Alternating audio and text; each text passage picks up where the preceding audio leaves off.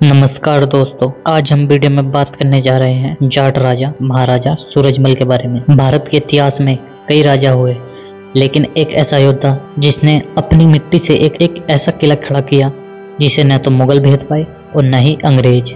18वीं सदी का वह दौर जब मुगल साम्राज्य डगमगा रहा था, ब्रज की धरती से एक सूरज उदय होता है, महाराजा सूरजमल, जिन्होंने न केवल मुगलों को चुनौती दी बल्कि दिल्ली के गौरव को भी झुका दिया था। आज हम जानेंगे महाराजा सूरजमल के बारे में, बचपन से लेकर और उस शहादत की जिसने उन्हें अमर कर दिया। चलिए वीडियो को स्टार्ट करते हैं। इतिहास गवाह है, जब एक युग का अंत होता है तो दूसरे का उदय होता है। 1707 में औरंगजेब की मृत्यु के साथ मुगल सल्तनत दहलने लगी थी। 13 फरवरी 1707 को महाराजा बदन सिंह के घर सुजान सिंह यानी महाराजा सूरजमल का जन्म हुआ। वे राजा के बेटे तो थे, लेकिन महलों और ऐशोआराम से दूर रहे। के.आर. कुनागो लिखते हैं कि महाराजा सूरजमल प्रजा की तरह ही बोलते थे और सादा जीवन जीते थे। यही वजह है कि हर जाट किसान उन्हें अपना भाई और नेता मानता था। लेकिन यह सादगी उनकी कमजोरी नहीं थी। पिता बदन सिंह ने ही उन्हें राजनीति सिखाई थी, तो अखाड़ों ने उन्हें बजर जैसा शरीर दिया। घुड़सवारी और निशानेबाजी में उनका कोई मुकाबला नहीं था। यह वही तैयारी चल रही थी जो आगे चलकर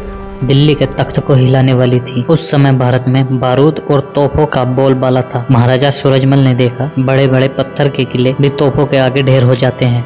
तब उन्होंने अनोखा प्रयोग किया, मिट्टी का किला। उन्होंने भरतपुर में लोहागढ़ की नींव रखी, जिनकी दीवारें इतनी मोटी थी कि तोपों के गोले उनमें धंस जाते थे। सुरक्षा सिर्फ दीवारों तक नहीं रखी थी दोस्तों। हैदर बेंडेल लिखते हैं कि किले के चारों ओर गहरी खाई खोदी गई, जिसमें गंगा नहर से पानी लाया गया और उसमें मगरमच्छों को छोड़ा गया, जिस कारण से यह किला किसी भी सेना के लिए एक काल बन गया। जहां दूसरे राजा अपनी शान शौकत के लिए महल बनवा रहे थे, महाराजा सूरजमल अपनी प्रजा की रक्षा के लिए एक बंकर तैयार कर रहे थे। इसी किले की बदौलत आगे चलकर होलकर और अंग्रेजों जैसी महाशक्तियों को भी यहाँ घुटने टेकने पड़े थे। 1753 में वह समय आया जब इतिहास पलटने वाला था। मुगलों ने जिस जाट शक्ति को कम आंकने की गलती करी थी, अब वह शक्ति दिल्ली के दरवाजे पर खड़ी थी। 9 मई 1753 को महाराजा सूरजमल ने दिल्ली पर चढ़ाई की थी। मुगलों के वजीर, जो खुद को सबसे ताकतवर समझता था, महाराजा की रणनीति के आगे टिक नहीं पाया। जाट सेना ने न केवल मुगलों को हराया बल्कि दिल्ली के भारी संसाधन भी हासिल किए।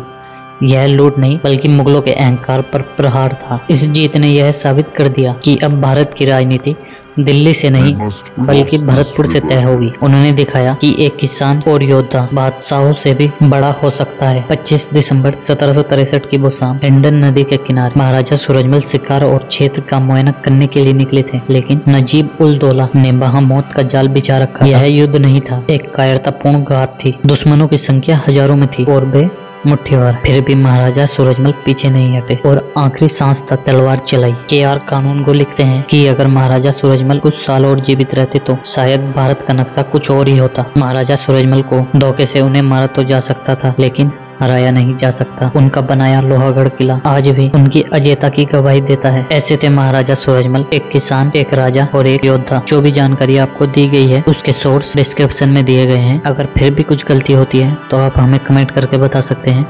हम प्रयास करेंगे आगे से वह गलती दोहराई ना जाए। कि आपको यह वीडियो कैसी लगी और कमेंट करके बताएं। जय हिंद, जय भारत, जय महाराजा सूरजमल।